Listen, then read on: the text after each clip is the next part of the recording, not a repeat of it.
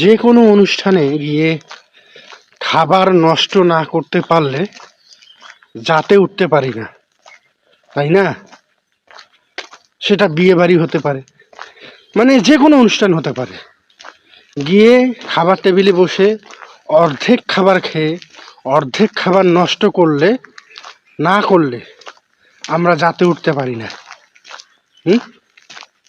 অথচ রাস্তার পাশে বা প্ল্যাটফর্মের নিচে, বাস স্ট্যান্ডে অনেক জায়গায় দেখি আমরা অনেক মানুষ না খেয়ে দিন রাত পার করছে। সেই সব মানুষের কথা আমরা ভাবার প্রয়োজনই মনে করি না। অথচ অনুষ্ঠান বাড়িতে যত রান্না হয়, সেই সব রান্না, নানা রকম আইটেম আমরা চোখে দেখি, খাই, আবার নষ্টও করি। কিন্তু একজন অসহায় মানুষের কথা বা একজন দারিদ্র মানুষের কথা আমরা চিন্তা করি না। আমরা শুধু আমাদের কথা চিন্তা করি এবং খাবার নষ্ট করি।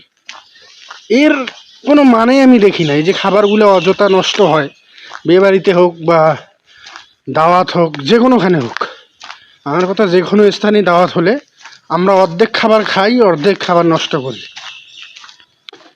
কেন করি, কিসের জন্য করি নিজেও জানি না। ভালো লাগলো না, অর্ধেক খাবার খেয়ে ছেড়ে দিয়ে চলে আসলাম। কিন্তু ওই অর্ধেক খাবারটা হলে একজন অসহায় মানুষ তো খেতে পারবে।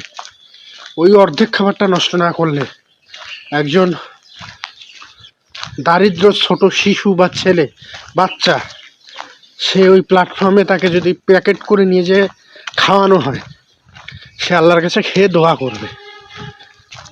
ভালো কিছু করতে শেখেন ভাই।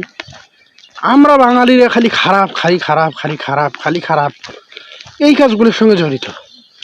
ভালো তো কিছুই করছেন না। ভালো কিছু করার চেষ্টা করেন, ভালো কিছু মানুষকে দেওয়ার চেষ্টা করেন, তাহলে তো ভালো থাকবেন।